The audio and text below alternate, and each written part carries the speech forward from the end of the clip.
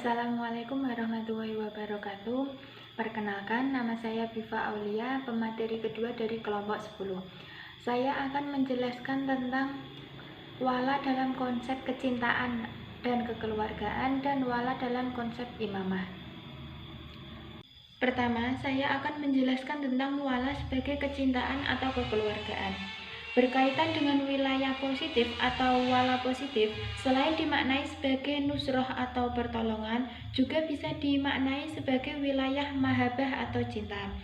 Wilayah semacam ini bisa juga dinamakan sebagai wilayah tasriyah atau al-majriyah al-diniyah sebagai kepada Nabi Muhammad SAW dan keluarganya.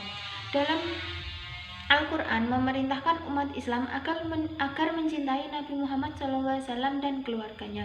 Hal ini terdapat dalam surat Asy-Syura ayat 23 yang berbunyi, Bismillahirrahmanirrahim. Qul la as'alukum alaihi ajran illal mawaddata fil qurba, yang artinya, aku tidak meminta kepadamu suatu imbalan pun atas seruanku kecuali kasih sayang dalam kekeluargaan. Dalam ayat ini memerintahkan agar mencintai Nabi Muhammad SAW dan keluarganya. Efek dari cinta tersebut tidaklah kembali kepada diri Nabi Muhammad SAW, namun umat muslim akan mengambil manfaat dari cinta tersebut. Jika seseorang mencintai Nabi Muhammad SAW, maka mereka akan menjadikannya sebagai panutan teladan dari masalah agama dan akhlak, sehingga umat Islam berkewajiban meneladaninya, melakukan perintah yang ada dan menjauhi larangannya.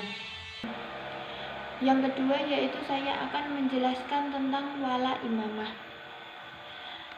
Al-imamah atau kepemimpinan mempunyai arti sama seperti Amirul Mukminin atau khalifah, yang menjabat sebagai jabatan tertinggi dalam suatu negara. Jadi, wala imamah ini adalah kecintaan karena Allah terhadap pemimpin yang paham akan aturan atau syariat Islam.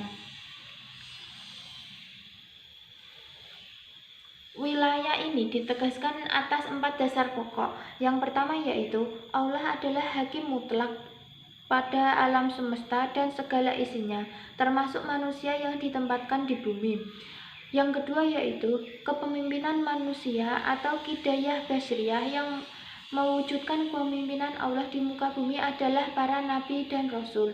Yang ketiga yaitu garis imamah, melanjutkan garis kenabian dalam memimpin umat untuk menjalankan kepemimpinan ilahiyah.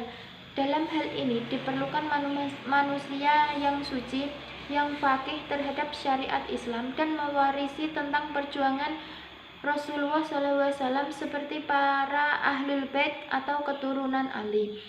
Yang keempat yaitu dilanjutkan 12 imam yang maksum yang meninggal dunia setelah wafatnya Rasulullah SAW, di mana mereka sekarang dalam keadaan goib yang besar atau al-ghaibat al-kubra, dan suatu saat nanti mereka akan kembali lagi menjadi Imam Mahdi, Imam Mahdi al-Muntadhar. Selanjutnya yaitu perbedaan penafsiran ayat tentang wala imamah dalam surat Al-Maidah ayat 57, Al-Imran ayat 100 dan yang lainnya. Dalam tafsiran At-Tabari dan Ibnu Katsir menyatakan bahwa Allah melarang hambanya untuk berwala dengan orang Yahudi, Nasrani, dan orang kafir, yang mana barang siapa yang melanggar maka akan mendapatkan siksanya dan akan digolongkan sebagian dari mereka orang kafir. Bahkan menurut Sahih Kutub, larangan ini berlaku hingga sepanjang masa, dengan kata lain tidak hanya berlaku pada masa Nabi Muhammad SAW masih hidup. Dalam wala ini yang dimaksud yaitu wala dalam pembagian wala negatif dalam hal syiah imamah. Selanjutnya yaitu sebagian musafir yang lebih toleran memiliki penafsiran bahwasanya Esensi permasalahan dalam hal ini bukanlah pada muslim atau tidak muslim pemimpin tersebut, akan tetapi lebih kepada sisi kemaslahatan yang lebih besar seperti berjalannya keadilan bagi masyarakat, yang mana hal ini merupakan salah satu pesan penting dalam Al-Quran.